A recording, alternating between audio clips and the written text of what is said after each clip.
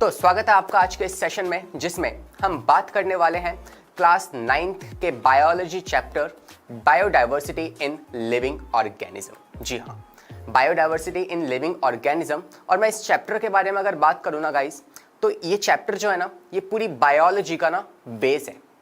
ऐसा क्यों? क्योंकि ये चैप्टर जो है ना, ये आपके एग्जाम पॉइंट ऑफ व्यू से तो इंपॉर्टेंट है ही, साथ ही के साथ जब आप हायर स्टडीज कर रहे होंगे ना, तो ये चैप्टर आपके पास बार बार उठ कर आएगा, राइट। तो यहीं से हम इसकी इंपॉर्टेंस तो समझ ही सकते हैं। आप यहाँ पे कुछ कुछ नए नए ऑर्गेनिज्म देख सकते हैं, राइट। बायोलॉजी है क्या? आपके एनवायरमेंट, आपके आसपास प्रकृति की स्टडी तो है। तो वही हम करने वाले हैं, अपने आसपास की चीज़ों को जानेंगे और चीज़ों को समझेंगे, राइट। तो आई होप कि आप इस सीरीज़ में एंजॉय करेंगे and stay tune with us. So बिना किसी देरी के आइए शुरू करते हैं।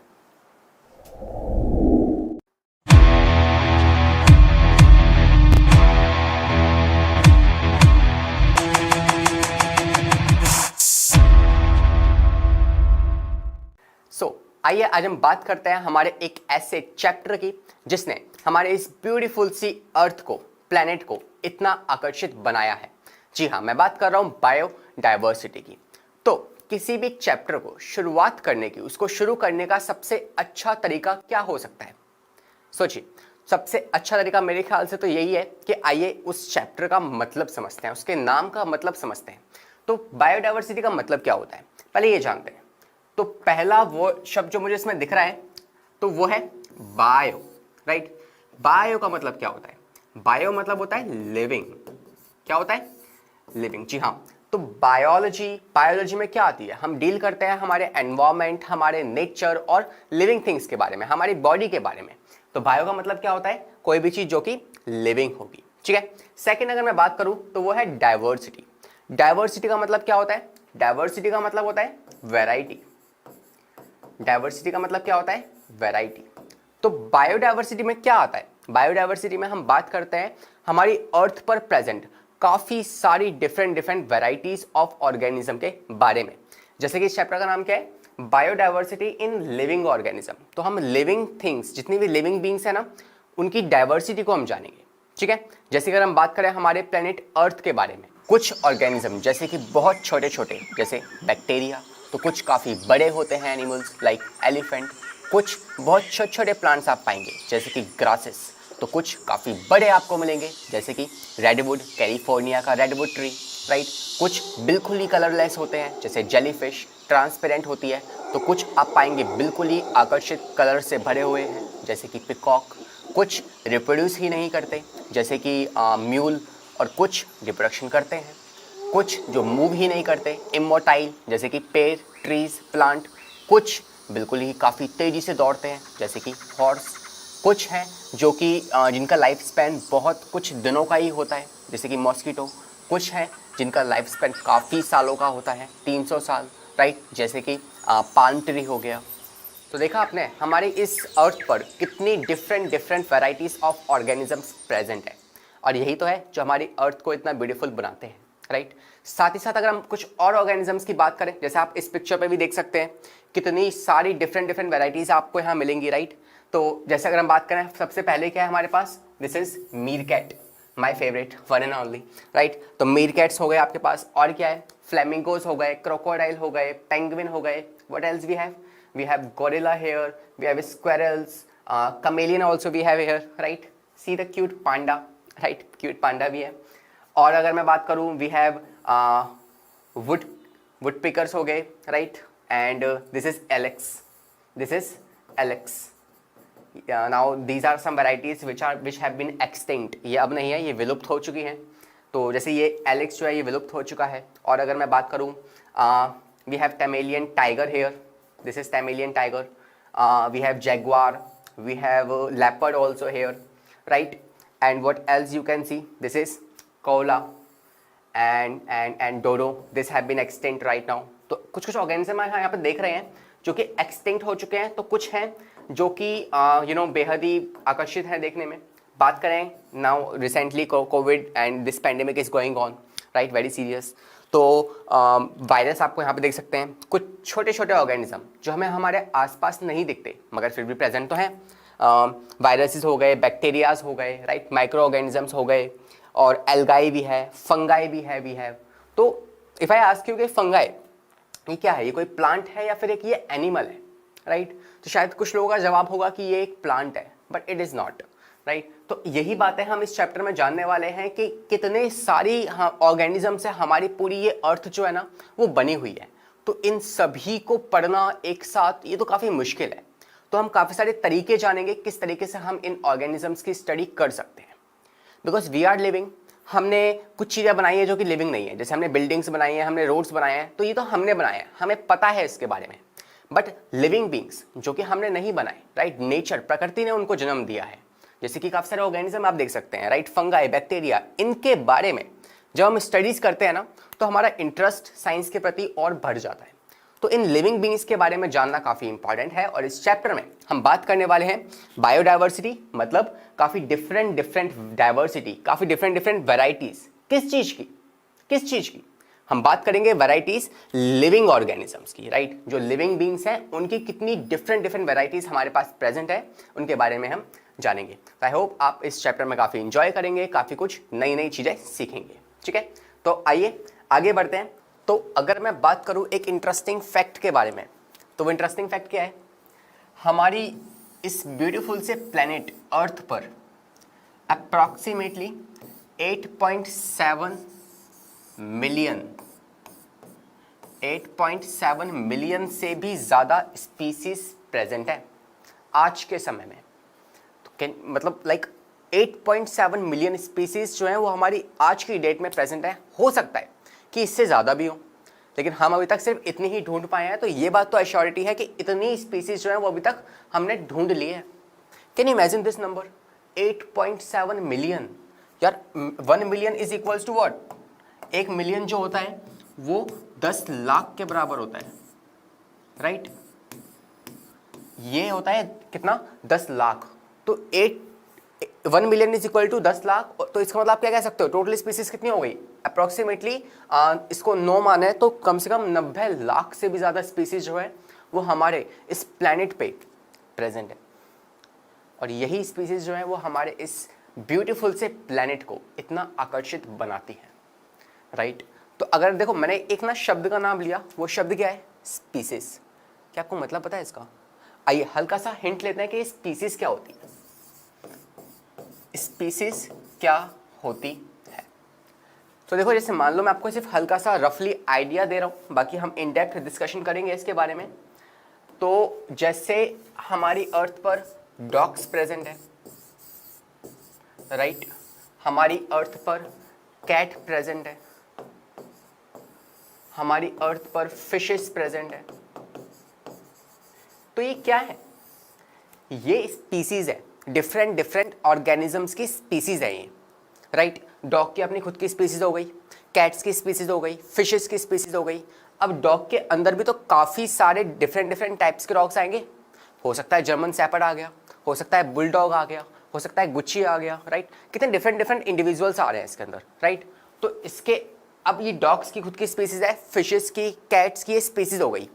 ऐसी ही कितनी और स्पीसीज है हमारे पास? आप नाम सोच के देखो, आप 10 या 15 या 20 ले पाओगे। ऐसे ही कितनी स्पीसीज प्रेजेंट है? कम से कम 80 लाख से भी ज़्यादा स्पीसीज जो है वो प्रेजेंट है आज के समय पर हमारी इस अर्थ पर। हो सकता है उससे ज़्यादा हो, लेकिन हम अभी तक सिर्फ इतना ही ढूंढ पाए हैं। तो आई होप कि आपको समझ में आया होगा कि स्पीसीज का मतलब क्या होता है, ठीक है? तो डॉग्स, कैट्स, इनकी खुद की स्पीसीज है। अब इनके अंदर भी क्या आएंगे? अलग अलग इंडिविजुअल्स और आएंगे, इसमें और आएंगे, इसमें और आएंगे, राइट? तो हमारे इस अर्थ के प्लैनेट पे कोने कोने पर कितनी स्पीसीज, कितने इंडिविजुअल प्रेजेंट हो सकते हैं? देखो, अप्रॉक्सीमेटली जिलियन। आपको इस दुनिया के कोने कोने पर जिलियन से भी ज़्यादा इंडिविजुअल्स, स्पीसीज नहीं, इंडिविजुअल, जो हर एक इंडिविजुअल आएगा। लाइक जर्मन शेपर्ड आ गया, बुलडॉग आ गया, तो ऐसे इंडिविजुअल कितने मिल जाएंगे? जिलियन मिल जाएंगे हर एक कोने पे। तो सी हमारी इस अर्थ पर कितनी सारी वैरायटीज किसकी? Organism, living organism, biotic organisms की प्रेजेंट है। और यही तो है जो हमारी इस धरती को इतना आकर्षित बनाती है। तो आई होप कि इस बात को जानने के बाद इस चैप्टर में आपका इंटरेस्ट बन रहा होगा। आइए बात करते हैं रीजन ऑफ मेगा डाइवर्सिटी।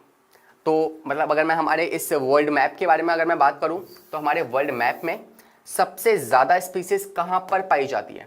सबसे ज़्यादा स्पीसीज जो है, like you know this is what, this is tropic of cancer, we have tropic of cancer, right? What we have here, this is equator,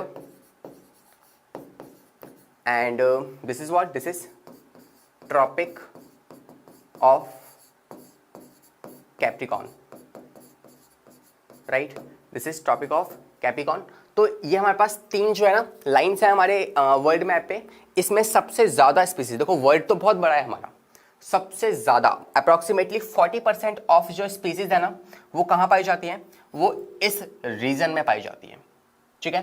tropic of cancer और tropic of Capricorn के बीच का जो reason है ना वहाँ पर आपको सबसे ज़्यादा स्पीसीज देखने को मिलेंगी, approximately 40% of the world species यहाँ पे आपको मिल जाएंगी, इस वाले रीजन के अंदर आपको मिल जाएंगी। इसीलिए इस ही रीजन को हमने नाम दिया है क्या? मेगा डाइवर्सिटी, मेगा डाइवर्सिटी, ठीक है। तो याद रखिएगा कि मेगा डाइवर्सिटी क्या है, ये एक ऐसा रीजन है जहां पे आपको सबसे ज़्यादा मात्रा में स्पीसीज मिलेंगी। इसमें कौन कौन सी स्टेट्स कंट्रीज आ सकती हैं?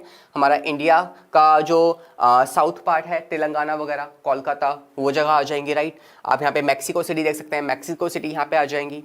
साथ ही हम बात करें साउथ अफ्रीका यहाँ पे आ जाएगा, राइट। तो ये सारे कुछ ऐसे रीजन हैं जहाँ पे आपको काफ़ी दुनिया की अप्रॉक्सीमेटली 40% स्पीसीज जो है वो आपको मिल जाएंगी, ठीक है। तो दैट वॉज समवेयर इंटरेस्टिंग, ठीक है। आइए आगे बढ़ते हैं। नेक्स्ट हम क्या बात कर सकते हैं? तो अब हम बात करते हैं माइंड मैप की, राइट। क्योंकि आप जानते हैं अब तक हम क्या पढ़ चुके हैं, अब तक हम जान चुके हैं कि यार इस चैप्टर में हमें पढ़ना क्या क्या है। हमने एक रफली आइडिया लिया कि हम ये इस चैप्टर में पढ़ने वाले हैं, लेकिन उस चैप्टर को पढ़ना किस तरीके से ये जानना भी तो इम्पॉर्टेंट है, राइट। किस तरीके से हम उस टॉपिक को, उस चैप्टर में आने वाले टॉपिक्स को डील करने वाले हैं, तो वही समझते हैं इस माइंड मैप के अंदर कि किस तरीके से हम उन टॉपिक्स को पढ़ेंगे। तो एक काम करते हैं, एक छोटे से बच्चे को अपनी क्लास में लेके आते हैं। Let us take a boy or it can be a girl as well. इसका नाम है AK-47, ठीक है।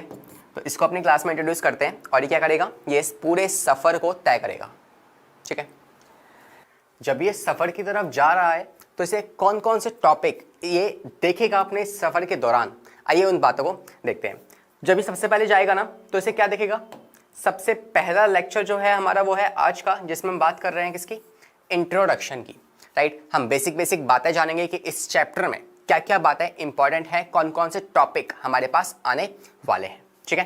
तो पहला टॉपिक क्या होगा हमारा? Need and bases of classification, कि भाई क्लासीफाई हमें करना क्यों है और क्यों, क्या इसकी इंपॉर्टेंस है, राइट। अब basically classification is very common in daily life as well.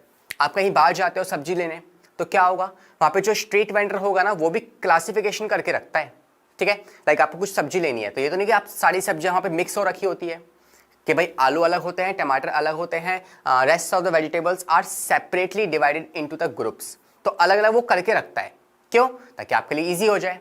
तो क्लासिफिकेशन क्या करता है? हमेशा आपकी स्टडी को वो ईजी सिंप्लीफाई करके देता है। तो क्लासिफिकेशन क्यों इंपॉर्टेंट है?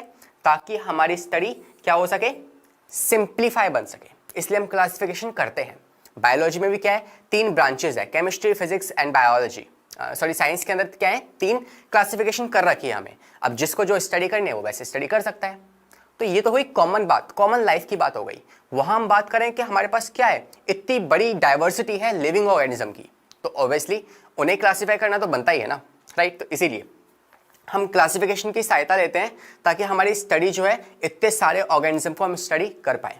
तो उसके बारे में हम जानेंगे क्लासिफिकेशन क्यों इंपॉर्टेंट है और क्या होता है। तो नीड और बेसिस, ठीक है। फिर नेक्स्ट हम बात करेंगे किसकी? बायोडाइवर्सिटी की। हालांकि थोड़ा मोड़ा आपको मैंने आइडिया दिया भी है कि बायोडाइवर्सिटी क्या होती है, उसके बारे में भी जानेंगे। फिर हम आएंगे किस पे? टैक्सोनॉमी पे।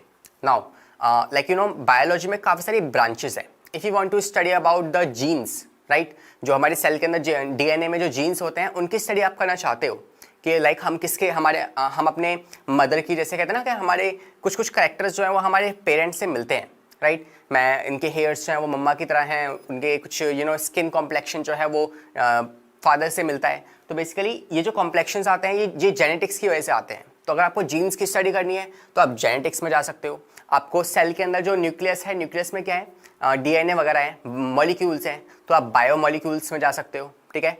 तो वहाँ पे उसकी स्टडी हो जाएगी। ऐसे ही जब हम क्लासिफिकेशन की स्टडी करते हैं ना, तो वो कौन सी ब्रांच कहलाती है, वो कहलाती है टैक्सोनॉमी।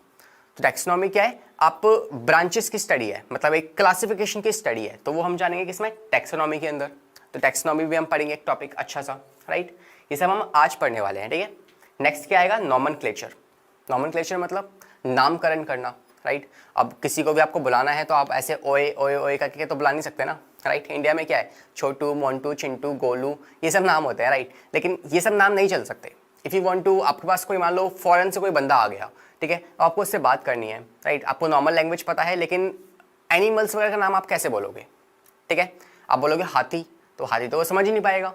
उसको एक कॉमन नेम चाहिए ना, जो पूरे वर्ल्ड में कॉमन हो, ठीक है। तो ऐसे हम एक कॉमन नेम दे देते हैं किस किस डिफरेंट डिफरेंट ऑर्गेनिज्म को, जो कि पूरी दुनिया में क्या रहेंगे, कॉमन रहने वाले हैं, ठीक है।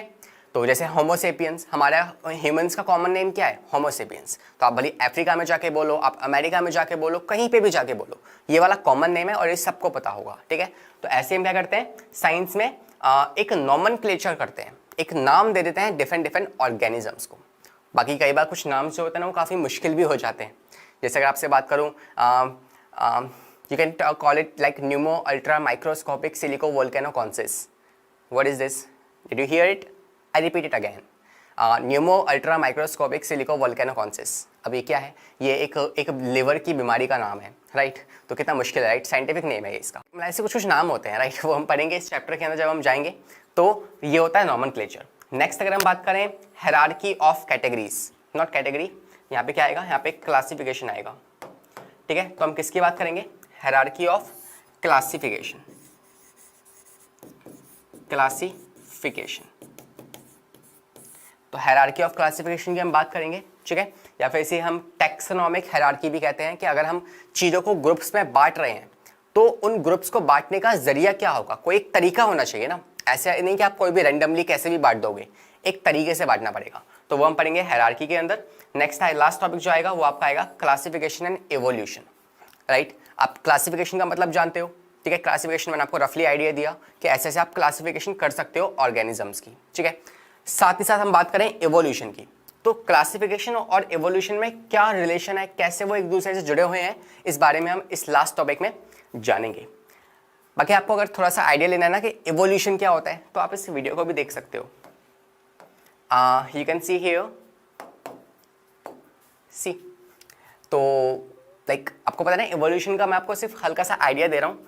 तो सबसे स्टार्टिंग में जब हमारी अर्थ बनी थी तो हम कुछ ना इस टाइप के ऐसे ऐसे कुछ देखते थे, ठीक है। फिर धीरे धीरे हमारे अंदर चेंजेस आए, ठीक है। एक जीव जो अपने जीवन में अलग अलग तरीके के बदलाव लेके आता है, ठीक है। कोई भी जीव जिसकी शक्ल आज हम देखते हैं वो अपने पहले से आज कैसा दिखता है, वो अपनी बॉडी में कौन कौन से चेंजेस लेके आया, कौन कौन से परिवर्तन लेकर आया, ठीक है। और साथ ही साथ अगर हम बात करें तो उसने अपने आप को अपने माहौल के अनुसार कैसे ढाला, उसे कहते हैं क्या, एवोल्यूशन।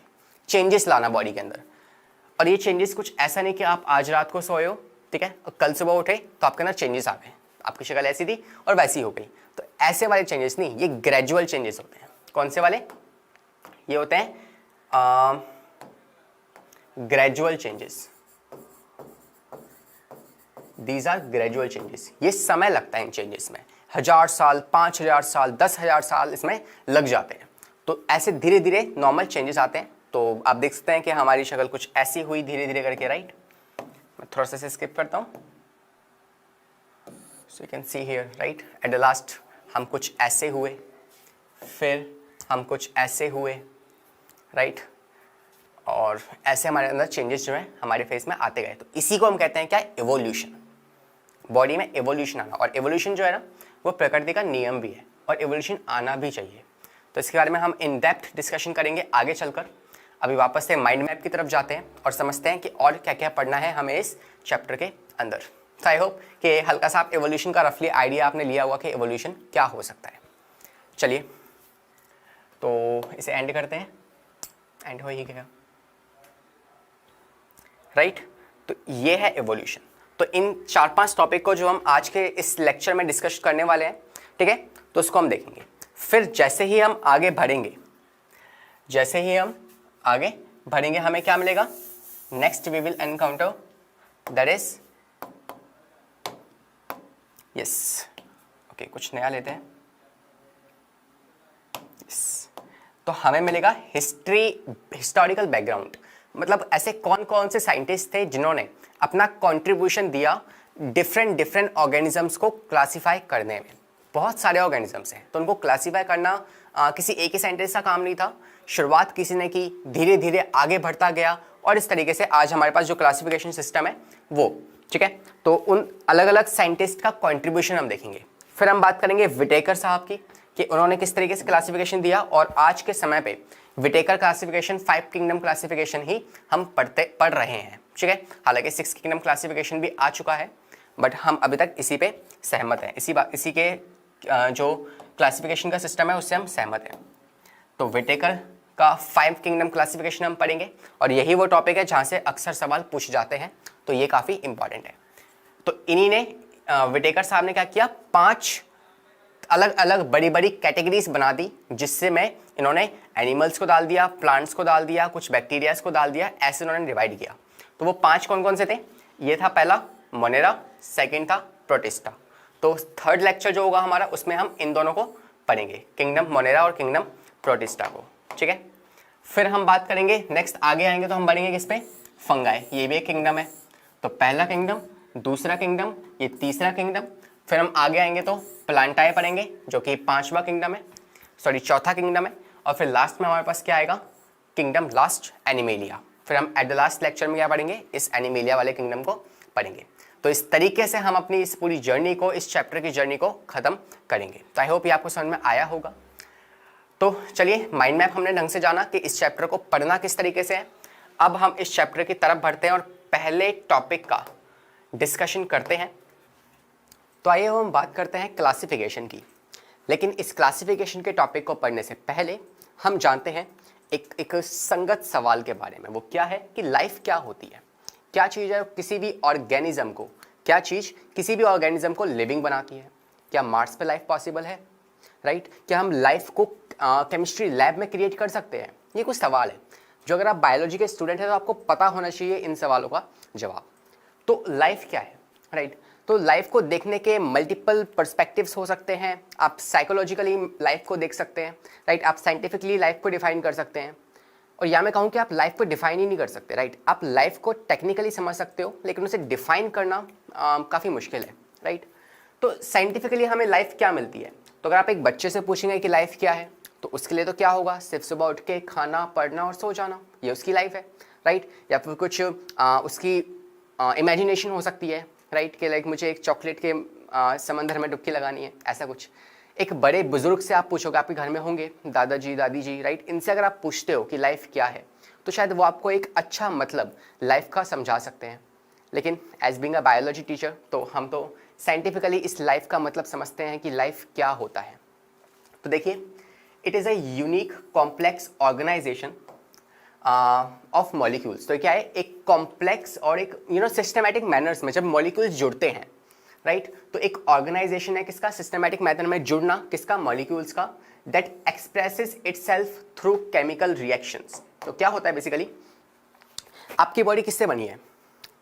हम जानते हैं fundamental unit of life, right. जैसे फंडामेंटल यूनिट ऑफ किडनी क्या होती है? नेफ्रॉन्स होते हैं। ऐसी फंडामेंटल यूनिट ऑफ मैटर क्या होता है? एटम्स हो गए। ऐसी फंडामेंटल यूनिट ऑफ लाइफ क्या है? मैं लिखता हूं यहाँ पे, fundamental unit of life. Biology class 9th biology का पहला चैप्टर ही क्या था? फंडामेंटल यूनिट ऑफ लाइफ, जो कि है सेल। तो सेल की अगर मैं बात करूं तो सेल किससे बनी है? सेल के अंदर अगर हम जाएंगे तो हमें क्या मिलेगा? राइट, अगर ये आपकी सेल है, जैसे हम इसके अंदर अगर थोड़ा सा जाते हैं हमें क्या मिलेगा? न्यूक्लियस मिलेगा। इसके आसपास साइटोप्लाज्म होगा, राइट, डिफरेंट ऑर्गेनल्स होंगे। तो जब हम न्यूक्लियस के अंदर जाएंगे तो क्या मिलेगा हमें? न्यूक्लियस के अंदर आपको डीएनए मिल जाएगा, राइट, कुछ प्रोटीन्स मिल जाएंगे, तो ये चीज़ आपको मिल जाएंगी वहाँ पे। तो बेसिकली उसके अंदर भी क्या है? क्या मॉलिक्यूल्स नहीं है? हमारी लाइफ या हम किस चीज़ से मिलके बने हैं? तो साइंटिफिकली अगर मैं डिफाइन करूँ तो हमारी बॉडी चॉप से मिलके बनी है। सर ये चॉप्स क्या है? तो carbon, hydrogen, oxygen, nitrogen, phosphorus and sulphur, ये 6 ऐसे एलिमेंट है जिससे मिलकर हमारी पूरी बॉडी बनी हुई है, राइट। सेल में आपको मेन कॉन्स्टिट्यूएंट जो है वो इन्हीं एलिमेंट्स का मिल जाएगा। सेल के अंदर आपको कार्बन्स मिल जाएंगे, hydrogen, oxygen, nitrogen, phosphorus and sulphur, ये आपको मिल जाएंगे। तो यही तो वो एलिमेंट है जिन्होंने अपने आप को एक सिस्टमेटिक मैनर में अरेंज किया है और एक्सप्रेस कर रही है अपने आप को किस फॉर्म में? लाइफ की फॉर्म में। किस तरीके से? एक केमिकल रिएक्शन परफॉर्म करने के बाद। तो सर क्या इसका मतलब ये है कि हम इन एलिमेंट्स को ले लें और पानी में लेके घोल दें तो हमारे पास लाइफ बन जाएगी? ऐसा नहीं है, राइट। इनको एक सिस्टमैटिक मैनर में अरेंज करना पड़ेगा। उसमें कुछ यू कैन कॉल इट के आपको कुछ चीज़ें वहाँ पे मिल जाएंगी। एक कॉम्प्लेक्स ऑर्गेनाइजेशन आपको चाहिए होगा इन सभी एलिमेंट्स का, उसके बाद ही लाइफ जो है वो फॉर्म होती है। और अगर ये बता दूं कि हम साइंटिस्ट जो हैं वो आज तक लैब के अंदर लाइफ को बनाने में सक्षम नहीं हुए हैं। आज तक हम यही मानते हैं कि लाइफ को लेबोरेटरी में क्रिएट नहीं किया जा सकता, ठीक है। तो लाइफ क्या करती है? लाइफ बनती है और कुछ ऐसी चीज़ें आपको मिलेंगी जैसे कि ग्रोथ हो गया, डेवलपमेंट आपको दिखेगा, कॉन्शियसनेस आपको दिखेगी, राइट। किसी भी नॉन लिविंग थिंग में कॉन्शियसनेस नहीं होती है, right, but livings have this consciousness कि कभी आप एक गर्म तवे पे हाथ रखोगे तो आपका हाथ अपने आप पीछे आ जाता है, right. This is the consciousness, awareness about, right. तो एडेप्टेशन हो गई, रिप्रोडक्शन हो गया, ये सब चीज़ें कहाँ पे होती है? लाइफ के अंदर होती हैं। तो इस तरीके से आप साइंटिफिक लैंग्वेज में लाइफ को डिफाइन कर सकते हैं। और इवेंचुअली अगर मैं बात करूं इससे एक सवाल आगे बढ़कर कि लाइफ बनी कैसे, राइट। तो खैर इस बात का जवाब तो साइंटिस्ट जो है वो जान चुके हैं और शायद इससे एक कदम आगे भी बढ़ चुके हैं। तो एक साइंटिस्ट था जिसने साइंटिस्ट नहीं बट एवोल्यूशन जो है हम अभी इस टॉपिक को हम पढ़ेंगे तो ये भी क्या है बताती है हमें कि किस तरीके से लाइफ जो है वो शुरुआत हुई थी लाइफ की, ठीक है। एक सिंगल बैक्टीरिया से किस तरीके से लाइफ बनी थी ये हम पढ़ेंगे। बाकी इससे भी हटकर एक सवाल है कि लाइफ बनती कैसे है लाइफ? क्या हम लाइफ को बना सकते हैं? तो ऐसा ही एक साइंटिस्ट ने परफॉर्म किया था एक एक्सपेरिमेंट जो कि आप सर्च कर सकते हो, राइट। माइलर यूरे एक्सपेरिमेंट आप सर्च कर सकते हैं। और इस तरीके से लाइफ को बनाने की कोशिश की गई थी मगर सफलता नहीं मिली, राइट। तो साइंटिस्ट जो थे वो असफल हो गए इस प्रयोग को एक्सपेरिमेंट को परफॉर्म करने में। तो कहीं ना कहीं अभी तक हम इस बात से सहमत हैं कि लाइफ को क्रिएट नहीं किया जा सकता, ठीक है। तो आइए अब हम आगे बढ़ते हैं और इस चैप्टर की शुरुआत करते हैं। बात करते हैं क्लासिफिकेशन की। जी हाँ, इस चैप्टर का पहला टॉपिक है क्लासिफिकेशन। तो आइए इस टॉपिक से ही इस चैप्टर की शुरुआत करते हैं। तो क्लासिफिकेशन को समझने से पहले हम एक बात समझते हैं कि क्लासिफिकेशन को पढ़ना ज़रूरी क्यों है, क्यों पढ़ना है क्लासिफिकेशन को, राइट। ऐसी क्या ज़रूरत है हमें क्लासिफिकेशन को पढ़ने की? तो देखो इसका सिंपल सा सवाल है, सिंपल सा जवाब है इस बात का कि हम जानते हैं हमारे आसपास कितनी सारी स्पीसीज हैं, राइट। कितने सारे ऑर्गेनिजम्स हमारे आसपास प्रेजेंट है। हमने चैप्टर की स्टार्टिंग में जाना था कितने तरीके के हमारे पास क्या है, ऑर्गेनिजम्स हैं। कुछ होते हैं जैसे मान लो क्या है हमारे पास कुछ ऐसे ऑर्गेनिज्म जो कि कई सालों तक जीते हैं। अगर हम बात करें लाइफ स्पैन की तो लाइफ स्पैन में क्या है, कुछ ऐसे ऑर्गेनिज्म जो कई सालों तक जीते हैं, राइट। कुछ ऐसे ऑर्गेनिज्म जिनका लाइफ स्पैन बहुत ज़्यादा का होता है, जैसे कुछ पाम ट्रीज होते हैं, राइट। पाम ट्रीज जिनका लाइफ स्पैन अप्रोक्सीमेटली 1000 या 3000 ईयर्स का होता है, ठीक है। तो कुछ होते हैं जो सिर्फ कुछ चंद दिनों के लिए ही जीते हैं, उनका जीवन सिर्फ इतना सा ही है, प्रकृति का नियम है, राइट। तो जैसे मॉस्किटोज, ठीक है। तो इनका जो लाइफ स्पैन होता है वो सिर्फ 7 या 6 to 7 डेज का होता है। इनका लाइफ स्पैन जो है वो सिर्फ और सिर्फ 6 to 7 डेज का होता है। तो देख रहे हो, राइट। तो लाइफ स्पैन में तो कितनी डिफरेंट वैरायटीज आ गई आपके पास। ऐसे अगर हम बात करें कि कुछ ऐसे ऑर्गेनिजम्स भी होते हैं जिनका जो कि ऐसे प्लांट्स की बात करें तो प्लांट्स क्या होते हैं, ऐसे कुछ प्लांट्स हैं जो कि पूरे साल में सीजन वाइज अपने फ्लावर्स को ब्लूम करते हैं, राइट। सीजन फ्लावरिंग प्लांट्स जो सीजन के अकॉर्डिंग मतलब कुछ स्पेसिफिक सीजन्स में अपने फ्लावर्स को ब्लूम करते हैं। तो कुछ होते हैं जो ईयर्स में ब्लूम करते हैं, right. Annual flowering plants, annual flowering plants, right, जो कि साल में। ऐसे आपको एक इंटरेस्टिंग बात बताऊं, इसको हम नोट पॉइंट बनाकर लिख लेते हैं। यहाँ लिखते हैं नोट पॉइंट, ठीक है। काफ़ी अच्छी इंटरेस्टिंग बात है। क्या है सर वो? देखिए एक नाम लिख रहा हूं मैं यहाँ पे, स्ट्रोबिलेंथस कुंथेरिया। अब आप कहोगे सर ये क्या लिख दिया, राइट। तो स्ट्रोबिलेंथस कुंथेरिया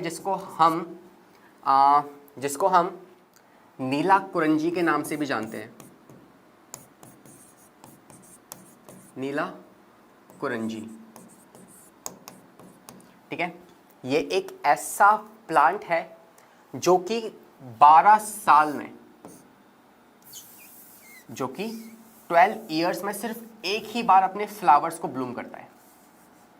सो it is a nice touristing place, visiting place in India. India में ये, ठीक है, कहाँ पर है वो एग्जैक्टली मुझे याद नहीं आ रहा, बट क्या है बेसिकली, ये 12 years it Bloom it's flower in 12 years. Can you imagine a big number it is, right? तो 12 साल में जाकर ये सिर्फ एक ही बार अपने फ्लावर्स को ब्लूम करता है, राइट। तो देखो कितनी बड़ी, मतलब different varieties we are having. I am just going to explain this thing कि अलग अलग वेराइटीज हैं। किसी की नेक बहुत लंबी होती है लाइक जिराफ की, किसी की नेक होती ही नहीं है जैसे स्नेक्स की, राइट। उनकी इलोंगेटेड बॉडी होती है पूरी की पूरी। तो देख रहे हो लाइक कितनी डिफरेंट डिफरेंट वेराइटीज हमारे पास प्रेजेंट है। अब इन डिफरेंट वेराइटीज़ को हम एक साथ प्लेट में लेकर चल नहीं सकते, तो ऑब्वियसली हमें इनके अलग अलग अलग अलग ग्रुप्स बनाने पड़ेंगे, राइट। तो इसीलिए क्या है, हमारे पास डिफरेंट डिफरेंट वेराइटीज़ की, ग्रुप्स की ज़रूरत है, क्लासिफिकेशन की ज़रूरत है। और देखिए जैसे मान लो आप अपने आप को एक साइंटिस्ट मानो, कितनी प्राउड फीलिंग है ना, आई एम अ साइंटिस्ट। तो आप अपने आप को साइंटिस्ट मानो और मान लो आप एक जंगल में निकले हो सैर करने के लिए, ठीक है। और वहाँ पे क्या देखा आपने, देखा यार एक अजीब सा एक पता है, मैं था साइंटिस्ट, मैं गया जंगल में, मैंने देखा कि एक बड़ा अजीब सा एक ऑर्गेनिज्म है। क्या है उसके अंदर? उसमें एक काफ़ी वुड, लकड़ी की बनी हुई, उसके ऊपर एक कवरिंग है मोटी मोटी सी, काफ़ी वुडी कवरिंग है। क्या है उसमें? यहाँ लिख रहा हूँ मैं। तो उसके पास क्या है, एक वुडी कवरिंग है, वुडी कवरिंग है, ठीक है, एक पॉइंट। दूसरा पॉइंट क्या, वो काफ़ी लार्ज है, काफ़ी बड़ा सा है दिखने में, ठीक है। तो काफ़ी large in size, large in size, large होने के साथ साथ वो लॉन्ग भी है, लॉन्गेस्ट, ठीक है। और क्या है, और इसमें कुछ ग्रीन ग्रीन से स्ट्रक्चर ना लटक रहे हैं, उसमें कुछ ग्रीनिश स्ट्रक्चर्स आर हैंगिंग, ठीक है। तो इसमें ग्रीनिश स्ट्रक्चर जो है वो हैंग कर रहे हैं। बताओ वो क्या चीज़ थी, सोचो। मैं तो समझ नहीं पाया वो क्या चीज़ है, बट आई होप कि आपके दिमाग में इसका जवाब जरूर आया होगा, ये क्या चीज़ थी। Yes, normally it is a tree, right. तो वो ट्री था जिसकी काफ़ी वुडी सी कवरिंग थी, राइट। उसके ऊपर काफ़ी ग्रीन कलर के स्ट्रक्चर्स टंगे हुए थे, राइट। और क्या था उसमें, काफ़ी लार्ज साइज था उसका। तो आप कैसे बता पाए कि वो एक ट्री है? कैसे बता पाए कि वो एक ट्री है? क्योंकि बचपन में आपके माइंड में ये कैटेगरीज डाल दी गई हैं कि हाँ बच्चे, कोई एक चीज है जिसकी वुडी कवरिंग होगी, जिसपे ग्रीन कलर के स्ट्रक्चर टंगे हुए होंगे, जिस काफी लंबा होगा, उसे ट्री कहते हैं। तो यही कैटेगरीज, ये कुछ क्राइटेरियाज आपके माइंड में बैठे हुए थे, तो आपने बता दिया कि हाँ भाई वो जो स्ट्रक्चर है वो ट्री है, वो कोई एनिमल नहीं है, वो कोई माइक्रो ऑर्गेनिज्म नहीं है, वो क्या है, एक ट्री है। तो जब आपको पता होते हैं, क्लासिफिकेशन पता होती है, तो आप चीजों को पहचान पाते हो, आप चीज़ों के बारे में बता सकते हो, आप उनके बारे में जान सकते हो, राइट। तो इसीलिए हमें क्लासिफिकेशन की ज़रूरत होती है। वरना अगर आपको ये क्राइटेरिया पता ही नहीं होते, क्लासिफिकेशन आपने पढ़ा ही नहीं होता बचपन में, तो आप बता ही नहीं पाते कि ये ट्री है। आप कह देते ये एक एनिमल है, राइट, एक घोड़ा है, कुछ नहीं बोल देते।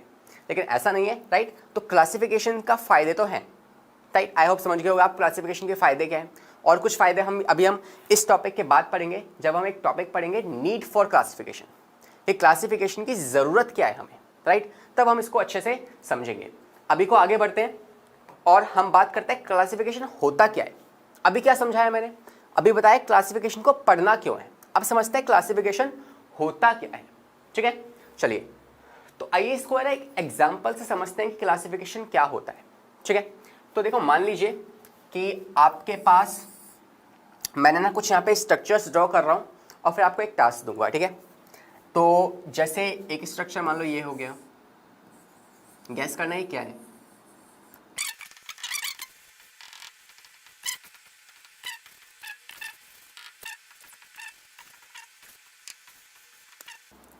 ठीक है, तो मैंने यहाँ पे कुछ कुछ स्ट्रक्चर्स ड्रॉ किए हैं, ठीक है। अब मैंने कहा कि इनको आप अलग अलग करके दिखाओ। मैं आया, मैंने कहा कि यार मुझे ये चाहिए, तो आपको ढूंढना पड़ेगा। अगर मान लो ऐसे बहुत सारे होते तो आपको ढूंढना पड़ता।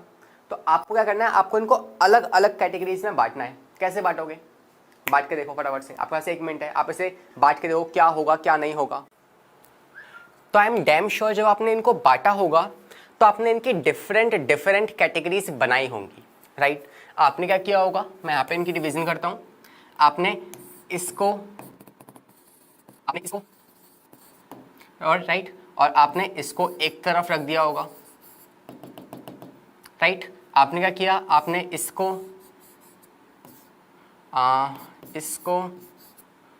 इसको एक तरफ रखा होगा, फिर आपने इसको और इसको एक तरफ रख दिया होगा, राइट। आपने कुछ इस तरीके से क्या किया होगी, इनकी कैटेगरीज बनाई होगी,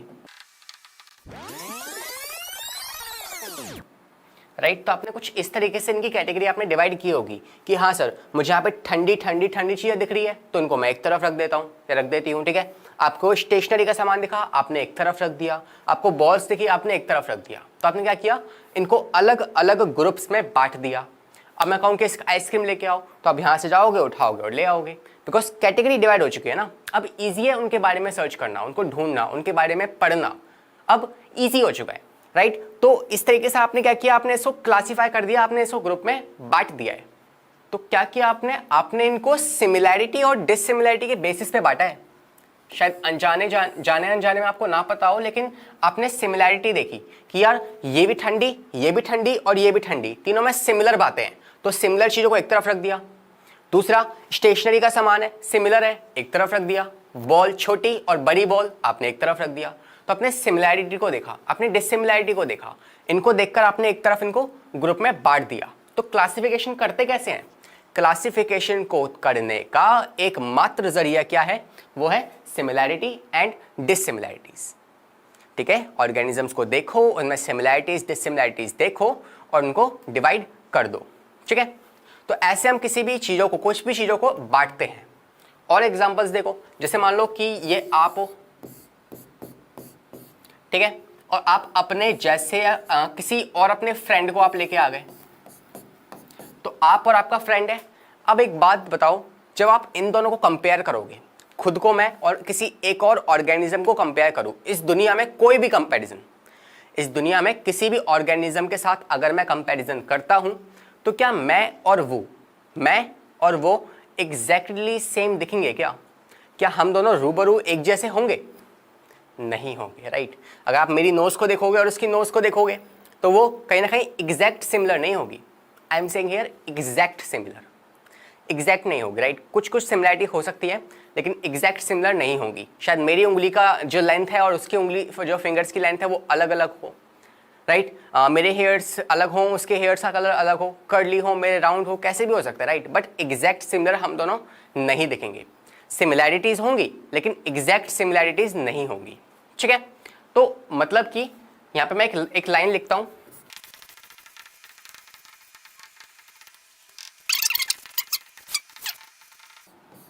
ठीक है। तो दो ऑर्गेनिज्म एग्जैक्ट सिमिलर नहीं हो सकते, लेकिन उनमें कुछ ना कुछ सिमिलैरिटीज जरूर होंगी, हो सकती हैं, राइट। तो इन्हीं सिमिलैरिटीज को देखते हुए हम क्या करते हैं, हम चीजों को ग्रुप्स में, हम चीजों को कैटेगरीज में डिवाइड करते हैं। और हम सिर्फ इतना ही नहीं रुकेंगे, हम साथ में इस बात को भी देखते हैं। जैसे यहाँ पे देखो, आपने सिमिलैरिटी के बेसिस पे बांटा है। अब मैं कहूँ एक काम करो, छोटी और बड़ी चीज को बांटो। तो इस सिमिलैरिटीज के अंदर और भी तो सब सिमिलैरिटीज आ सकती हैं, राइट। ये छोटी बॉल, ये बड़ी बॉल, राइट। ये आपके पास सिलेंड्रिकल शेप है, ये आपके पास रेक्टेंगुलर क्यूबॉइडिकल शेप है, राइट। ये डिवाइडर है आपके पास। यहाँ पे देखें तो कुछ ज़्यादा ठंडी होगी, ये कुछ कम ठंडी होगी, इसमें ज़्यादा अमाउंट आएगा, इसमें कम अमाउंट आएगा। तो हम क्या करते हैं, हम सिमिलैरिटीज को देखते हैं, हम सिमिलैरिटीज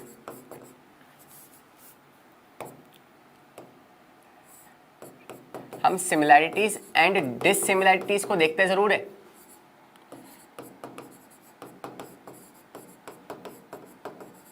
ठीक है, लेकिन इसके देखने के बाद हम उसमें कुछ सब डिवीजन भी करते हैं, कुछ सब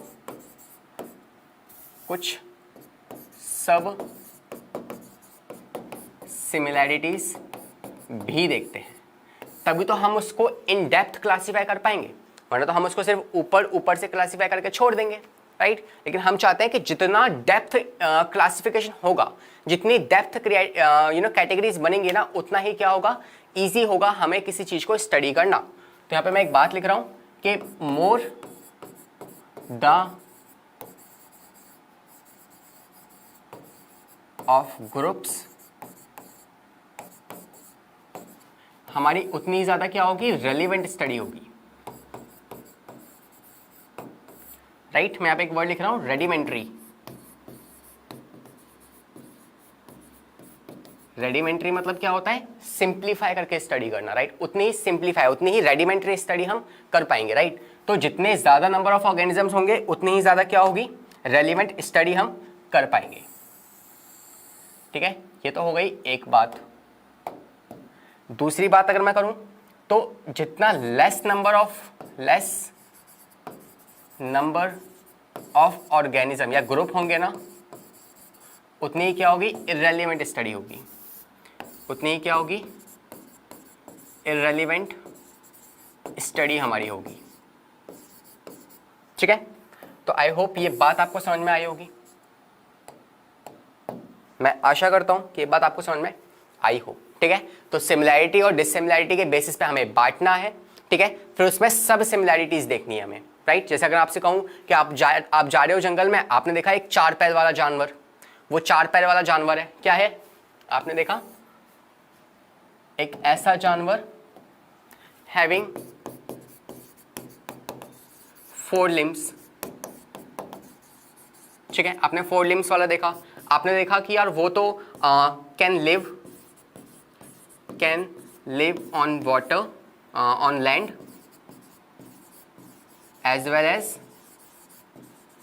इन वाटर, भाई वो तो पानी में भी जी पा रहा है और लैंड पे भी जी पा रहा है, ठीक है। फिर आपने क्या देखा, फिर आपने देखा कि यार ये तो अपनी स्किन से क्या कर रहा है, स्किन से रेस्पिरेशन कर रहा है, स्किन से रेस्पिरेशन कर रहा है, ठीक है। तो अगर मैं आपसे पूछूं, बताओ कि एक ऑर्गेनिज्म जो है इसका नाम बताओ, या किस कैटेगरी में ये आ रहा है ये बताओ मुझे, राइट। तो आपने क्लासिफिकेशन तो सीख लिया, कैसे करते हैं क्लासिफिकेशन, सिमिलैरिटी डिससिमिलैरिटीज को देख के। लेकिन जब तक आप उसकी सब क्लासिफिकेशन नहीं करते हो, जब तक आप उसको सब सिमिलैरिटीज पे डिवाइड नहीं करते हो, जब तक आप नहीं बता पाओगे कि वो जो था वो किस में डालना चाहिए। अब देखो 4 पैर वाले या 4, ठीक है, 4 पैर वाले तो बहुत सारे ऑर्गेनिजम्स है, घोड़ा भी है, हाथी भी है, गधा भी है, बहुत सारे ऑर्गेनिजम्स है। तो आप इस वाले को किस में डालोगे, आपने मान लो पहचान लिया कौन था ये, ठीक है, ये था फ्रॉग, ये था फ्रॉग। तो अब इसको पहचानने के बाद आप इसे डालोगे किस में, आप इसे एनिमल्स में डालोगे, राइट। तो एनिमल्स में भी तो बहुत सारी क्लासिफिकेशंस होती है ना, जैसे कि कुछ आते हैं लाइक रेप्टाइल्स आते हैं कुछ जो रेंगते हैं, राइट। कुछ आते हैं ऐसे बिग एनिमल्स आते हैं जिसमें, जैसे कि आप बात कर सकते हो बर्ड्स आ जाएंगी, तो आप बर्ड्स में डालोगे इसको या किस चीज में डालोगे। तो एक एनिमल्स के अंदर भी तो बहुत सारे आते हैं ना, मैमल्स आ गए, रेप्टाइल्स आ गए, बहुत सारी क्लासिफिकेशंस आ जाएंगे आपके पास, तो उनमें से आप किस में डालोगे। तो इसीलिए किसी भी चीज को पकड़कर उसे सिर्फ हमें कैटेगराइज नहीं करना है, उसे क्लासिफाई नहीं करना है, उसको सब क्लासिफाई भी करना है। तो ये 2-3 बातें आपको पता होनी चाहिए क्लासिफिकेशन वाले टॉपिक के अंदर, ठीक है। शायद थोड़ा सा लेंथी हो गया, बट आई होप आपको ये समझ में आया होगा। अगर आपने पूरा देखा है तो आपको ये समझ में जरूर आया होगा, ठीक है। तो इस बात के इतना कुछ हमने अगर डेप्थ स्टडी की है, तो इस बात के एक कंक्लूजन पे पहुंचते हैं, ठीक है। वो कंक्लूजन क्या है आइए जानते हैं। तो देखो हम पढ़ रहे थे क्लासिफिकेशन,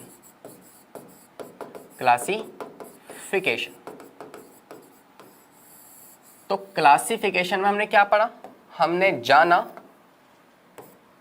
कि क्लासिफिकेशन में हमने क्या देखा, हमने देखा कि पहली चीज तो हम क्या पढ़ेंगे इसके अंदर, that is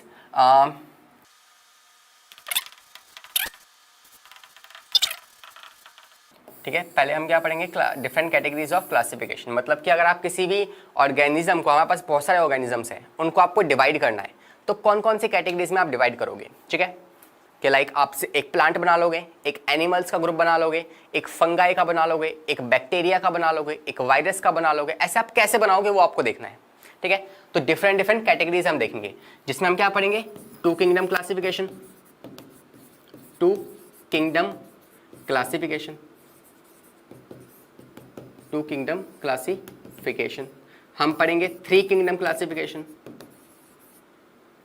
three kingdom classification, right, इसका नेक्स्ट टॉपिक ही है हमारा ये। ठीक है, फिर हम इस क्लासिफिकेशन में क्या पढ़ते हैं, और फिर हम पढ़ते हैं मेन किंगडम जो बनाए गए हैं असलियत में, जैसे कि मोनेरा। ठीक है, आप पढ़ते हो प्रोटिस्टा। ठीक है, आप पढ़ते हो क्या, फंगाई। आप पढ़ते हो क्या, प्लांटाई। और क्या पढ़ते हो, और आप पढ़ते हो एनिमेलिया।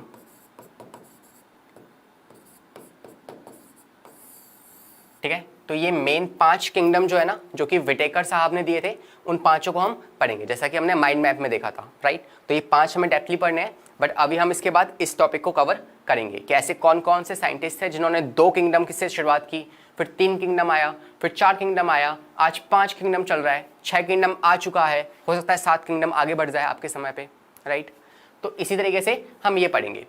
अब देखो, इन्हें पढ़ने के बाद भी ना एक आध ऑर्गेनिज्म रह गए। भाई 6 किंगडम क्लासिफिकेशन क्यों पढ़ा, क्योंकि नई नई प्रजातियां और भी इन्वेंट होती चली गई, तो हमने देखा कि यार कुछ कुछ रह गए हैं, जैसे कि वायरस, वायरॉइड्स, लिचन, ये कुछ थे छोटे छोटे ऑर्गेनिजम्स, कुछ ऐसे अभागी लोग जो कि रह गए, हमें दिखे ही नहीं, अब आए हैं निकल के। राइट, तो कुछ ऐसे मानुष हैं जो अब हमें दिखे हैं, तो ये वायरस, वायरस, इनको तो हमने डाला ही नहीं किसी में, विटेकर साहब ने इनको जगह ही नहीं दी इनमें से, कहा तुम निकलो बाहर यहाँ से, तो इनमें से किसी में उसको जगह दी ही नहीं गई। राइट, तो ये बच गए, तो इसलिए हमने एक 6 किंगडम क्लासिफिकेशन बनाया। राइट, जिसमें हमने इनको इंक्लूड किया। तो इस तरीके से हम क्लासिफिकेशन को पढ़ते हैं। क्लासिफिकेशन का सीधा सीधा मतलब क्या है वो मैंने आपको बताया कि method of arranging variety of organisms into different group on the basis of similarities and dissimilarities between them।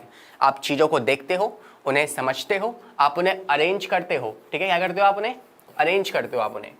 ठीक है, तो you arrange these organisms into different basis. किस बेसिस पे, सिमिलैरिटीज और डिसिमिलैरिटीज को देखते हुए, जैसे हमने यहाँ पे किया था। तो आप सिमिलैरिटीज देखते हो, आप डिसिमिलैरिटीज देखते हो, और फिर उनको डिवाइड करते हुए चलते हो। तो आई होप कि ये क्लासिफिकेशन वाला टॉपिक आपको समझ में आया होगा। एक यहाँ पे भी देख लीजिए आप कि सिमिलैरिटीज़ क्या है, कि मेरे और उसके बीच में क्या सिमिलैरिटीज़ हो सकती हैं। भाई डिसिमिलैरिटीज़ तो है कि मेरी नोज़ और उसकी नोज़ एक जैसी नहीं होगी। सिमिलैरिटीज़ क्या है, मेरे हाथ का ऐसा स्ट्रक्चर है ना, ऐसा स्ट्रक्चर मंकीज़ के हाथ का भी होता है। ह्यूमन का हाथ ये रहा, मंकीज़ का या मंकीज़ या फ्रॉग आप ले सकते हो, तो इनके हाथ का स्ट्रक्चर भी हमारे हाथ के स्ट्रक्चर जैसा ही होता है। सिमिलैरिटी है, एग्जैक्ट सिमिलैरिटी नहीं है, फिर से मैं बता रहा हूँ। ठीक है, तो इस तरीके से क्या होता है, डिवीजन को हम करते हुए चलते हैं। तो आई होप कि क्लासिफिकेशन वाला फंडा आपको समझ में आया होगा। चलिए आगे बढ़ते हैं। अब बात करें कि बेसिस ऑफ क्लासिफिकेशन क्या है, कि सर आप क्लासिफाई तो कर रहे हो चीज़ों को, लेकिन किस बेसिस पे। ठीक है, आपने जब देखा था कि मैंने आपके सामने कुछ कुछ चीज़ें रखी थी, लाइक आइसक्रीम रख दी, बैट एंड बॉल रख दिया, ज्योमेट्रिकल इंस्ट्रूमेंट्स रख दिए, ये सब कुछ मैंने रख दिया, तो आपने किस बेसिस पे इनको क्लासिफाई किया।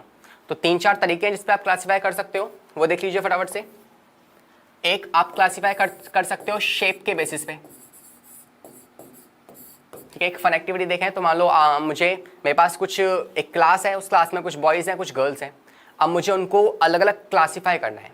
ठीक है, लाइक मान लो उनके पास कोई गेम होने वाला है, उनको चेस खिलाना है मुझे, राइट, मेरे को उनको फुटबॉल खिलाना है, मुझे उनको बास्केटबॉल खिलाना है, तो मैं क्या करूँगा, मैं सिंपली उन्हें क्लासिफाई करूंगा, लेकिन किस बेसिस पे। राइट, मैंने पूछा कि आप क्या खेलना चाहते हो, उन्होंने बोला कि हम तो कुछ भी खेल लेंगे, खिला दो बस आप हमें। मैंने कहा चलो भाई खिला देते हैं, ऐसी क्या बात है। तो मैंने उनको जब गेम खिलाया तो यार बच्चों को टीम्स में बांटना था, तो मैंने क्या किया, मैंने याद किया कौन कौन से बच्चे इंटेलिजेंट हैं, जो कि मेंटल वर्क ज़्यादा करते हैं, तो उनको मैंने चेस खिला दिया। कौन से बच्चे हैं जो हाइट में लंबे हैं, उनको मैंने बास्केटबॉल खिला दिया। कुछ कौन है जो अच्छे हैं रनिंग में, उनको मैंने फुटबॉल खिला दिया, राइट। मैंने इनको क्लासीफाई कर दिया, राइट। अब कुछ थे जो खेलना ही नहीं चाहते थे, तो क्या करते, उनको टीम में बांटना ही था, राइट। वो कहते थे हमें कुछ खेलना ही नहीं आता, ठीक है। उन्होंने कहा कि हमें किसी में भी डाल दो, मैंने डाल दिया। कैसे, मैंने लड़कियों को बांटा रबर बैंड के, उनका कलर के बेसिस पे बांट दिया, not the face colour, I am talking about the उन्होंने किस कलर का हेयर बैंड पहना था उस बेसिस पे डाल दिया कि रेड वालों को इस तरफ, ब्लू वालों को इस तरफ, राइट। ऐसी बॉयज़ ने कौन से कलर का शर्ट पहनी थी या टाई पहनी थी, राइट, उसके बेसिस पे बांट दिया। तो ऐसे हम सब डिवीजन करते हुए चल रहे हैं और ऐसे हम बांट दे रहे हैं, ठीक है। तो क्या क्या तरीके हैं जिससे आप बांट सकते हो, शेप देख सकते हो, आप कलर देख सकते हो, आप साइज देख सकते हो, राइट। ये सब आप चीजें देख सकते हो। तो टॉपिक क्या है हमारा, टॉपिक देख लीजिए, बेसिस ऑफ क्लासिफिकेशन। किस बेसिस पे, किस सिद्धांत पे, किस किन बातों को मद्देनजर रखते हुए आप उन चीजों को बांट रहे हो, वो जानना है हमें, ठीक है। ऐसी कौन कौन सी बातें हैं जिनको देखकर आप उन्हें डिवाइड कर रहे हो। तो एक तो शेप हो सकता है, शेप भी कैसी, वेरिड शेप हो सकती है, अलग अलग शेप्स के बेसिस पे आप बांट सकते हो। दूसरा, आप साइज के बेसिस पे बांट सकते हो, हाँ कि नहीं। साइज कैसे हो सकता है, कुछ स्मॉल हो, ठीक है, कुछ हो सकता है वेरी स्मॉल हो। स्मॉल बोले तो जैसे इंसेक्ट्स आ गए, वेरी स्मॉल बोले तो माइक्रो ऑर्गेनिजम्स आ गए, ठीक है। या फिर आप क्या कर सकते हो, ये तो हो गया एक तरीका, मतलब इसको फर्स्ट ए नाम दे देते हैं। और कैसे बांट सकते हो, आप लार्जर पे देख सकते हो, कुछ लार्जर ऑर्गेनिजम्स हो गए, कुछ लॉन्गेस्ट हो गए, लॉन्गेस्ट, कुछ बिगेस्ट हो गए, ठीक है। तो आप साइज के बेसिस पे, शेप के बेसिस पे आप बांट सकते हो। या फिर आप बांट सकते हो कैसे, लेवल ऑफ ऑर्गेनाइजेशन। थर्ड क्या है, लेवल ऑफ ऑर्गेनाइजेशन, ठीक है। जैसे कुछ ऑर्गेनिज्म, हमारी बॉडी किससे बनी है, राइट। पूरी सबसे बेसिक फंडामेंटल यूनिट क्या है हमारी बॉडी की, सेल है।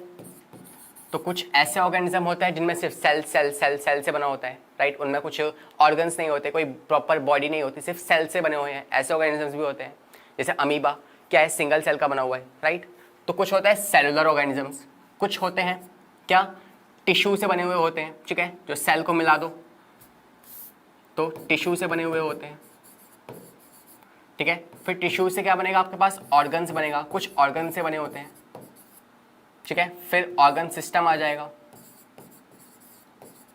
ऑर्गन सिस्टम, फिर प्रॉपर बॉडी आ जाती है, सिस्टमैटिक अरेंज्ड, ठीक है। तो डायग्रामेटिकली देखें इनको, तो ये एक सेल हो गई, फिर काफ़ी सारी सेल जुड़ जाएंगी, फिर ऑर्गन बनेगा जब 1 2 3 4 5 6 सेल जुड़ गई, या वैसे तो काफ़ी सारी जुड़ेंगी, मैं ऐसे सिर्फ एक रफली डायग्राम बना रहा हूँ।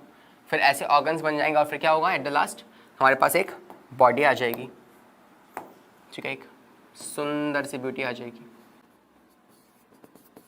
ठीक है, एक पूरी बॉडी हमारे पास मिल जाएगी। तो आप लेवल ऑफ ऑर्गेनाइजेशन पे बांट सकते हो, ठीक है। जैसे स्पॉन्जेस पानी के अंदर पाए जाते हैं, वो सिर्फ सेल सेल से बने होते हैं, राइट। कुछ ऑर्गेनिजम्स हैं जो लाइक इंसेक्ट्स हैं, कुछ जिनमें सिर्फ ऑर्गन्स होते हैं। तो आप ऐसे ऐसे नहीं बांट सकते हो। तो आई होप कि आपको ये समझ में आया होगा। तो ये था हमारा टॉपिक, क्या, बेसिस ऑफ क्लासिफिकेशन। आप यहाँ देख सकते हैं कि आप सेल के स्ट्रक्चर के बेसिस पे बांट सकते हो। कैसे, लाइक कुछ होते हैं प्रोकैरियोटिक, कुछ होते हैं यूकैरियोटिक, राइट, जिसमें ट्रू न्यूक्लियस होगा, फॉल्स मतलब ट्रू न्यूक्लियस नहीं होगा, राइट। इन बेसिस पे आप इन्हें बांट सकते हो। Mode and sources of nutrition, कैसे वो खाते हैं, लाइक कुछ होते हैं ऑटोट्रॉफिक्स, राइट, तो कुछ होते हैं हेटेरोट्रॉफिक्स। तो आप इस बेसिस पे भी बांट सकते हो। बॉडी ऑर्गेनाइजेशन, उनकी बॉडी कैसे अरेंज है, राइट, सिंगल सेल से बनी है, काफ़ी सारे सेल से मिलकर बनी है, टिश्यू से बनी है, या फिर पूरे ऑर्गन सिस्टम से मिलकर बनी हुई है, लाइक बॉडी, हमारी बॉडी काफ़ी सारे ऑर्गन सिस्टम से मिलकर बनी हुई है। तो आप उसे किस बेसिस पे, आप बॉडी ऑर्गेनाइजेशन के बेसिस पे भी बांट सकते हो। तो 3 पॉइंट आपको याद हो गए, तो क्वेश्चन आता है कि बताइए किस बेसिस पे आप बांटोगे, तो आप ये आंसर लिख के आ सकते हो। नेक्स्ट अगर मैं बात करूँ, classification makes the study of a wide variety of organism easier. Obviously बात है, क्लासिफिकेशन क्या करता है, काफ़ी सारे ऑर्गेनिज्म की स्टडी को हमारे लिए ईजी बनाकर एक प्लेट में परोस के देता है हमें, right. This help us to understand the evolutionary history of an organism easily. It helps us in providing the knowledge about the origin and genetic relationship between the organism easily. तो well, इन points को तो हम आगे चलकर पढ़ेंगे जब हम एक टॉपिक पढ़ रहे होंगे, क्या, need of classification, need of classification, ठीक है, जरूरत क्या है क्लासिफिकेशन की, तो इसको हम आगे चलकर पढ़ेंगे। तो आई होप ये समझ में आया होगा आपको। तो आइए अब हम बात करते हैं अपने नेक्स्ट टॉपिक की, जो कि है नीड ऑफ क्लासिफिकेशन, राइट। तो ऑलरेडी हम जान चुके हैं कि क्लासिफिकेशन होता क्या है, किन किन बेसिस पे हम चीज़ों को क्लासिफाई करते हैं, राइट। बेसिस क्या है, सिद्धांत क्या है जिन पे हम चीज़ों को कैटेगराइज कर रहे हैं, क्लासिफाई कर रहे हैं, राइट। अब आता है नेक्स्ट टॉपिक के नीड। सर ज़रूरत क्या है किसी भी चीज़ को क्लासिफाई करने की, ज़रूरत क्या पड़ी है, राइट। तो वो ज़रूरत क्या है उसको समझते हैं। तो आइए पहले पॉइंट से स्टार्ट करते हैं।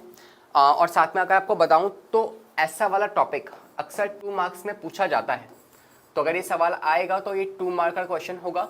ये हो गया बेसिस ऑफ क्लासिफिकेशन, बताइए what are the how will you classify the organism on what basis. तो आप पहले वाला एग्जांपल लिख के आ सकते हो, राइट।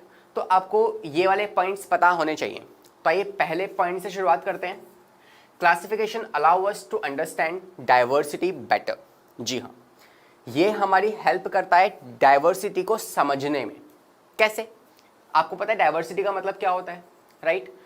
डाइवर्सिटी मतलब होता है वैरायटी, कितनी सारी वैरायटी हमारे पास प्रेजेंट है, तो उस वैरायटी को समझने में ये हमारी हेल्प करता है। जैसे कि हमने पहले एग्जांपल लिया था कि मान लीजिए आप कहीं सब्जी खरीदने जा रहे हो, राइट। तो ये एग्जांपल हमने पहले भी लिया था। तो आप कहीं बाहर अगर सब्जी खरीदने गए हो और उस सब्जी वाले ने अगर सारी सब्जियों को मिक्स कर रखा है, तो क्या ये आपके लिए मुश्किल नहीं होगा उन सब्जियों को छांटना या निकालना? ऑब्वियसली एक कन्फ्यूज़न क्रिएट होगी ना आपके लिए। तो उस कन्फ्यूज़न को हटाने के लिए हम क्या करते हैं, चीज़ों को अलग अलग कैटेगरीज में बांट देते हैं, ठीक है। तो इस वाले पॉइंट में हम क्या कह सकते हैं, टू रिमूव कंफ्यूजन, ठीक है। कंफ्यूजन को हटाने के लिए हम चीज़ों को क्लासिफाई करते हैं। नेक्स्ट पॉइंट का अगर डिस्कशन करें तो it helps in identification of living organism. ये हमारी हेल्प करता है किसी भी ऑर्गेनिज्म को पहचानने में। क्या आपको याद है, मैंने आपको एक एग्जांपल दिया था कि आपके पास मान लीजिए एक कोई ऑर्गेनिज्म है, आप जंगल में जा रहे हो, you are a scientist here, right. आप जंगल में जा रहे हो और आपने क्या देखा कि यार एक बड़ा सा ऑर्गेनिज्म है, ठीक है, एक बड़ा सा ऑर्गेनिज्म है, उसके आसपास क्या है, वुडी स्टेम लगी हुई है, उसके ऊपर कुछ ग्रीन ग्रीन से स्ट्रक्चर लटके हुए हैं। तो वो क्या होगा, आप जानते हो कि वो एक ट्री होगा। तो किसने बताया आपको? बचपन में आपने चीज़ों को अलग अलग क्लासिफाई कर रखा था, इसलिए आप बोल पाए कि हाँ सर वो एक प्लांट है, वो एक ट्री है, ना कि वो कोई एक एनिमल है, क्योंकि आपको बचपन से वो उस लेवल का क्लासिफिकेशन सिखा रखा है। तो क्लासिफिकेशन अगर आपको आता होगा तो आप चीज़ों को आइडेंटिफाई कर पाओगे। तो आई होप सेकेंड वाला पॉइंट आपको समझ में आया होगा, राइट। तो अगर क्लासिफिकेशन आपको आता है तो आप क्या कर सकते हो, आप आइडेंटिफिकेशन कर सकते हो, ठीक है। आइए आगे बढ़ते हैं। Classification help us to learn about different kind of animals and plant. ये क्या करता है, ये हमें चीज़ों को सिमिलैरिटी और डिससिमिलैरिटी या डिफरेंसेस के बेसिस पे समझने में हेल्प करता है, ठीक है। तो आप सिमिलैरिटी और डिससिमिलैरिटी के बेसिस पे चीज़ों को क्लासीफाई कर सकते हो सिंपली। ये भी हम पढ़ चुके हैं ऑलरेडी पहले कि जब हमने एक आइसक्रीम वाला, स्टेशनरी वाला, बैट बॉल वाला एग्जाम्पल लिया था, राइट। तो आई होप ये आपको समझ में आया होगा। नहीं आया तो आप वीडियो को रिवाइंड भी कर सकते हैं। आगे देखते हैं। This help us in understanding the evolutionary history of organism easily. हाँ, ये थोड़ा इंपॉर्टेंट पॉइंट है कि भाई देखो हुआ क्या था एक्चुअल, जब क्लासिफिकेशन की बात आई, ठीक है। तो जब क्लासिफिकेशन की बात आई कि हाँ भाई अब चीज़ों को क्लासिफाई करना स्टार्ट करो, हम क्लासिफिकेशन समझ चुके हैं, ज़रूरत हमें पता है, अब स्टार्ट करो क्लासिफिकेशन करना। तो क्या हुआ, सबसे पहले एक इंसान आया, उसने कहा कि यार एक काम करते हैं कि मुझे तो एक एनिमल्स दिख रहे हैं, एक दिख रहे हैं क्या प्लांट्स दिख रहे हैं, ठीक है, जो मूव कर सकते हैं, जो मूव नहीं कर सकते। तो एक कैटेगरी बना दो, जो मोटाइल हो, जो इमोटाइल हो, मूव करने वाले, मूव ना करने वाले। तो ऐसे हमने क्या किया, पहले 2 किंगडम क्लासिफिकेशन बनाया जिसमें दो कैटेगरीज में एनिमल्स और प्लांट्स को बांट दिया, ठीक है। लेकिन फिर क्या हुआ, फिर आपको पता है कि जैसे हमारे पास कुछ और ऑर्गेनिजम्स भी होते हैं, जैसे कि वायरस हो गया, बैक्टीरिया हो गया, वायरॉइड्स हो गए, राइट, लिचन हो गया। ये सारे जो है ये ना तो प्लांट है ना ही ये एनिमल्स है, राइट। इनमें प्लांट और एनिमल वाली कैटेगरीज है ही नहीं, मतलब खूबियां इसमें है ही नहीं। तो इनको कहाँ पे डालेंगे, क्या इनको हम साइड रख दें, इन्हें पढ़े ही ना, क्या ये इनकी हमें ज़रूरत ही नहीं है, राइट। ज़रूरत तो है हमें, तो इसीलिए वो दो किंगडम क्लासिफिकेशन काम का नहीं था, ठीक है। क्यों काम का नहीं था, क्योंकि जिस साइंटिस्ट ने उस दो किंगडम क्लासिफिकेशन को बनाया था उसने क्या देखा, उसने देखा कि यार हम एक काम करते हैं, बाहर से देख लेते हैं कि यार हमने देखा बाहर से वो मूव कर पा रहे तो उसको एक कैटेगरी में, जो मूव नहीं कर पा रहे उसको एक कैटेगरी में। तो इसे हम कहते हैं मॉर्फोलॉजी। यहाँ लिखता हूं मैं, इसे कहते हैं क्या, मॉर्फोलॉजी। जब आप किसी भी ऑर्गेनिज्म के सिर्फ बाहर के कैरेक्टर्स को स्टडी कर और उस पर कोई एक रिजल्ट निकाल लेते हो, उसे कहते हैं मॉर्फोलॉजी, सिर्फ बाहर की स्टडी करना, ठीक है। एक होता है एनाटॉमी। ये क्या होता है, जब आप किसी भी ऑर्गेनिज्म के इंटरनल बॉडी पार्ट्स की स्टडी करते हो उसे कहते हैं एनाटॉमी, ठीक है। तो ये दो कैटेगरी थी। उस बंदे ने कैसे बांटा था, मॉर्फोलॉजी के बेसिस पे, बाहर से जो दिख रहा था। फिर एक और साइंटिस्ट आया, उसने कहा कि नहीं यार बाहर से मत देखो, क्योंकि जब उसने बांटा था ना तो हुआ क्या था, उस समय माइक्रोस्कोप ना इन्वेंट ही नहीं हुआ था, तो ऑब्वियसली हम चीज़ों को काफ़ी डेप्थ में देख नहीं पाते थे, तो इसलिए से बाहर से जो हमें दिखा हमने उसमें बांट दिया। फिर आया एक अगला कोई एक साइंटिस्ट आया, उसने क्या कहा कि नहीं आप सिर्फ बाहर से मत देखो, आप उसके बॉडी के इंटरनल ऑर्गेनिज्म स्ट्रक्चर को भी देखना पड़ेगा। तो उसने बनाया तीन किंगडम क्लासिफिकेशन, जिसमें उसने क्या कहा कि प्लांट्स होते हैं, एनिमल्स होते हैं, और तीसरा होता है नॉट प्रोकैरियोट्स, बैक्टीरिया के बेसिस पे उसने बांट दिया कि हाँ बैक्टीरियाज होते हैं, ठीक है। तो ऐसे डिवीजन किया। फिर तीन के बाद चार किंगडम वाला आया, जिसने कहा कि नहीं यार आप बाहर से मत देखो, आप अंदर से मत देखो, आप दोनों से देखो, और साथ में आप ये भी देखो कि वो अपने हिस्ट्री से, अपने इवोल्यूशनरी पेरेंट से कैसे रिलेटेड है, ये भी देखो, ठीक है। तो क्या किया, क्लासिफिकेशन ने हमें हेल्प किया इवोल्यूशन को समझने में कि इवोल्यूशन हुआ कैसे, ह्यूमंस के अंदर कैसे कैसे इवोल्यूशन हुआ। मैंने आपको पहले भी बताया था कि इवोल्यूशन क्या होता है, कुछ समय बाद हम फिर से समझ लेंगे अभी, ठीक है, क्या था इवोल्यूशन। तो इवोल्यूशन को स्टडी करने में हेल्प करता है कौन, क्लासिफिकेशन। नेक्स्ट अगर हम बात करें, it is essential to understand the interrelationship among the different group of organism. ये काफ़ी इंपॉर्टेंट है कि हम डिफरेंट ग्रुप्स ऑफ ऑर्गेनिज्म की स्टडी करें। ये हमें हेल्प करता है रिलेशनशिप समझने में, किसकी, ग्रुप ऑफ ऑर्गेनिजम्स की। कैसे, एक एग्जांपल से समझते हैं कि मान लीजिए आपको स्टडी करनी है किसी चीज़ की, आपको ऑर्गेनिजम्स की स्टडी करनी है। तो अब हमारे पास अर्थ पे तो कितनी ज़्यादा वैरायटी ऑफ ऑर्गेनिजम्स प्रेजेंट है, अब सबकी स्टडी तो आप कर नहीं सकते, राइट। आप आओगे, आपको किसी एक स्पेसिफिक चीज़ की स्टडी करनी पड़ेगी ना। अब अगर वो क्लासीफाई नहीं हो रखे होंगे तो आपको उनको ढूंढना पड़ेगा, आपका टाइम वेस्ट होगा, राइट। और एक इंसान के लिए पॉसिबल भी नहीं कि वो सभी चीज़ों की स्टडी कर सके, राइट, ना ही टाइम के अनुसार और ना ही फाइनेंशियल्स के अकॉर्डिंगली, राइट।